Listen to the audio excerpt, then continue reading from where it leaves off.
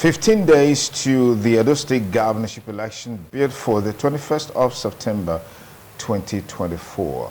Welcome to Road to Edo 2024 on Independent Television. On the program for today, we have the NNPP Deputy Governorship candidate. We're talking about Edith Isokpan. Last week, we had the governorship candidate here, Dr. Azena. Edith, it's good to have you on the program. Thank you. Okay. Well, just to let you know that Road to Edo 2024 is a special program designed for you to take advantage of to promote and project yourself as a candidate, as a deputy governorship candidate, as a chieftain of a political party, or as a critical stakeholder. We need to engage, interact, and promote the core values of a free, fair, credible election. And that's what we anticipate. That's what we expect in the Edo State Governorship election 2024. I'm Sonny Duke, of course, your host on the program. Without wasting time, let's go right into our conversation today. Beginning from the fundamentals, NNPP is not relatively new, it's also relatively new. Now, what is your take on the perception of Edo people as it relates to the party, its vision, its manifesto, its agenda for Edo people? Well, NNPP, the New Nigeria's People's Party, is a party of the people. How is that? The party cares so much about education for all. And that is why in the party manifesto, education is free for primary and secondary. And the party cares so much about the women, most especially pregnant women. Pregnant women receive free delivery, and even when they are discharged, they are given a stipend to take care of themselves for a short period. NNPP, the New Nigeria People's Party, is a party that can turn Edo State around in terms of security, healthcare, infrastructure, name it.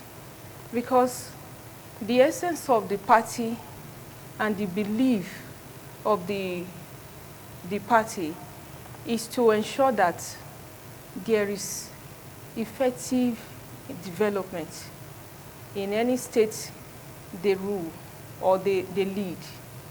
So the party is a party to reckon with, and the party agenda flows with our manifesto as a candidate. So NNPP is a party to reckon with, and is a party to choose in this election. I think Edo State should just, without thinking twice, to look into the party as an alternative. Okay. Edo State has been used to two major political parties, the PDP, the APC, and then the PDP. Your party is relatively new in Edo State. Isn't that a disadvantage for you? No. It is not a disadvantage in the sense that it depends on how you drive your message. If the people believe in you, like we have been going around campaigning, talking to people to vote for NNPP, the reason for them to vote for NNPP, and they so much also believe in the candidacy of Dr. Azena and myself. So we, at the grassroots, I think we are very, very strong. PDP, APC, people are tired of them because they have failed the state. They have failed the Edo people completely. So the treasure of the people is hidden. And that is what we want to retrieve from the two parties you just mentioned. NNPP, the treasure of the people will be safer with us as a candidate and with the party as NNPP. So it is something that Edo people should not joke with. This is the time for them to get their treasure, because their treasure has been with the pythons. So when I mean the pythons, that is the word from the Lord, not me. The embezzlers and usurpers. That is why we are in this race, to rescue Edo State. So Edo people have a chance. It is their call to help. We cannot, my vote and Dr. Azeme's vote cannot do the magic. They are the ones to lead us to get their treasure. If they don't, their treasure remains with the pythons. So are you saying that you're relying on magic to win Edo State governorship election? It is not magical. The people, they are wiser now. They are seeing what is happening. And then what we also tell them is to pray about it. It's not just all about, you just go into election, you want to vote. Oh, I like this party, I belong to APC. Whether you are in APC or PDP, vote NNPP. That is the message. Okay, let's talk about the vision that your party has for Edo State, the manifesto and the agenda. You talked about free education. You talked about improving on the infrastructure. You talked about health and several others. What is the plan to generate revenue, to be able to drive development? As we speak today, the country is in a state of economic quagmire because of dwindling resources and all of that. So what is the strategy that your party has to be able to drive the requisite revenue, to be able to drive development? Okay, let me start like this. You know, sometimes it pains me when people we believe that the resources are not there. The resources are there. If you see some states are doing well, are they not giving allocation? We start with the allocation. What matters most is honesty and integrity. If there is honesty and integrity, then it is not an issue. So the issue of where will you get the resources to do this, it is there. I can tell you that. We will use the state treasury, and then we will get support from outside. How do you want to achieve this? How do you want to achieve the how is the question? Is to ensure that you put the right people in the right place. And, you know, take for example, if the head is okay, the whole body will be fine. Okay. Let's talk about education. Education is key for any society to advance. Yes. And you have said that your party, under the leadership of your principal, will provide free education up to secondary school level. Yes. How do you intend to achieve that? Do you have an idea about the number of primary schools, secondary schools, number of teachers, number of out-of-school children? Do you have this information? Yeah, to some extent, yes. If you look at the employment rate in Edo State, is very low. Most schools, primary and secondary, they don't even have teachers. Most especially those in the rural areas. Most secondary schools are abandoned, like the one in my village is no longer functioning. Which village is that? Obada. Okay. And those are the things we have to revive. What will it take? The structures are there. It's just to put them in order, and it doesn't take anything to do. Little finance can get the schools running, put the necessary amenities for the children, and then employ teachers and pay them as at when due. Then things will work. Because like you just mentioned, education is the lifeblood of any society. If any government fails in investing in education, there will be a problem. The free education, if you look at it critically, it is not actually free. How? Because sometimes when these children grow up, they contribute to the society. they are the ones that will bring development to the society. They start paying their taxes, and then how is it free? I have an organization that is on a higher level. They make education highly subsidized. Something you would have paid maybe $7,000 for, you just pay $8. I'm a student, and so many people have gained jobs through that link. That we will bring on board as well. You can be in Nigeria and work in the US or UK. You just need to have your laptop.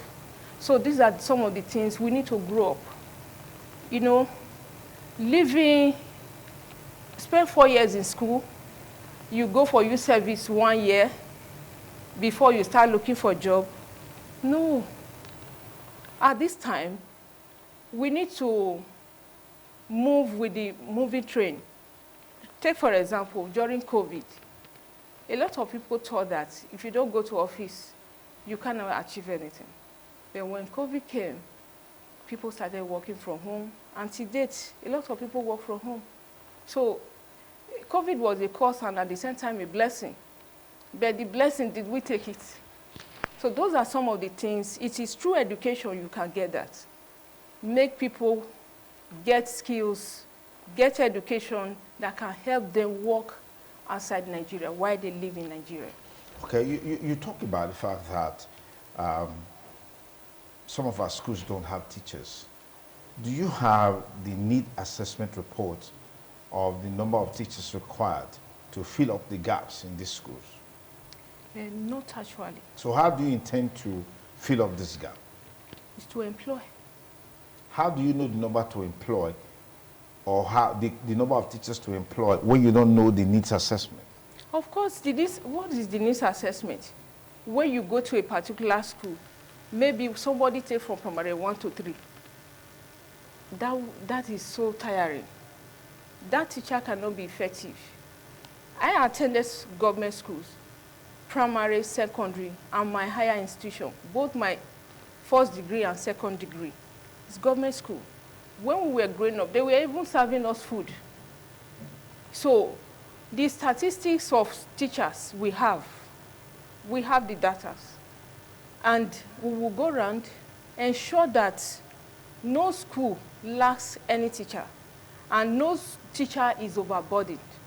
The teachers need to be taken care of because they train our children. And if we give them their benefits, then our children will be up and doing. Okay. If you just join us, it's Road to Edo 2024 on independent television, a special program designed to give candidates, deputy candidates, and chieftains of political parties or even stakeholders to ventilate their views on the forthcoming Edo State Governorship election, which is just around 15 days. In today's program, we have with us in the studio the deputy governorship candidate of the new Nigerian People's Party, NNPP, Edith Isokpan. Thank you very much. Let's quickly look at the agenda of your party for healthcare, affordable, accessible healthcare for Edo people. What's the projections in terms of infant mortality, morbidity, and access to quality healthcare, especially at the primary healthcare level? They say in Edo State, access to primary healthcare is very, very poor. Do you subscribe to this? If you do, what do you intend to do differently? Yeah, I do. I subscribe to that we have a very poor primary healthcare. Most primary healthcare, like we have 192 wards. At least we should have primary healthcare in all. And not just to erect a structure, but you ensure that they have the necessary facilities and equipment that can help the people, most especially at the rural areas. I have been, when I contested for State House of Assembly, I had the opportunity to go around all the villages in my constituency. And I realized that the primary healthcare structure, nothing in it. It's not even functioning. The whole compound is surrounded with grasses. And one will begin to wonder, what is the essence of it here? And even ordinary malaria, they cannot treat, you know. So when we come aboard, we will ensure that those structures have equipment and they have the necessary facilities and capable nurses and doctors to attend to the people at the rural area. These things, we have access to get even free medical equipment to fill up these structures in the localities. So Edo people will have us as a blessing if they vote for us to take over the government in the next 4 years. You said there are 192 wards. Yes. By your estimation, there should be a primary healthcare center in each of these wards. Do you have an idea of how many of these wards that don't have primary healthcare center that you probably will want to fix if you have the opportunity to be the deputy governor for Edo State? Yeah, to be honest with you, I have an idea that in so many wards, the structures are there, but there is nothing in them. Some don't have, but many have. But the problem is, it is not functioning. So it's not about having the structure, but are the structures, even where they exist, they are not functioning? They are not functioning. I can tell you that. Okay. Let's quickly talk about the challenge of insecurity in the state. Every now and then there's this challenge of court clashes and all of that, which tends to impact negatively on the state. And then you also have the challenge of farming, agriculture. People can't go to farm. What is your model? What's your party's model in dealing with this issue? You know, any government that cannot secure the people is not worthy to be leading the people, because that is the number one. The people they entrust their lives and property into the hands of government. And whatever it will take to secure your environment, it is required of every government to do. And how would that be? We have already the police, we have the civil society, and then the most insecure place is our forest.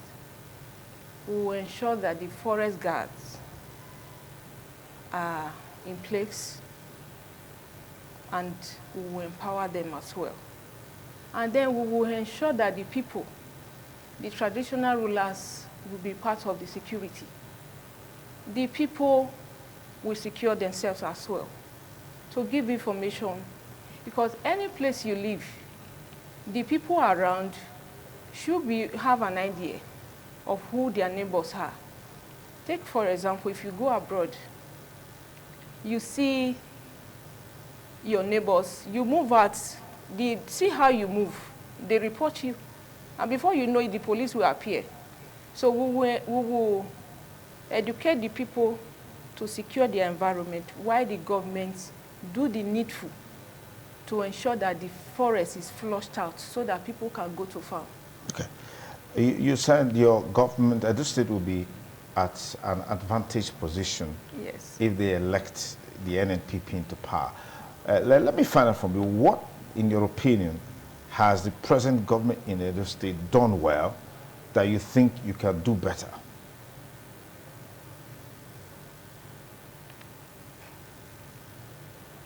Are you talking in terms of security now? I don't know. Or generally? It's your assessment of the present government. Okay. Well, I will not hesitate to tell you that, of course, they may have done some things right. Like what? Maybe for like what people praise, the civil servant building, the environment is okay. Aside that, I have not really seen anything because the infrastructure, the roads are so terrible. A situation whereby you tile a major road and the connective roads are not hard. And if it rains, the sand packed to the major road, then what is the essence? The gutters are blocked with sand. So to me, that is a bad job. You can't bake you can't bake you have to bake food so that the people can consume. So it is just all about fake. You do little as if you are doing the people, you think you are doing the people well. It is the people's right to enjoy all these things. And it's so are you saying what the government, the present government has done is fake? To me, it's a nice. I have not seen anything. Edo State, if you live outside the shores of Edo State and go out and come in, you feel depressed because the whole place is so dirty, no development, no job, no new initiative. Why? You know, it is time we leave the darkness by changing the government. Okay, now we call it a wrap now, but just give your last word. Talk to Edo people. Look at this camera. Talk to Edo people as it relates to this election. My fellow Edo people, I beg you in the name of deity to vote for NNPP.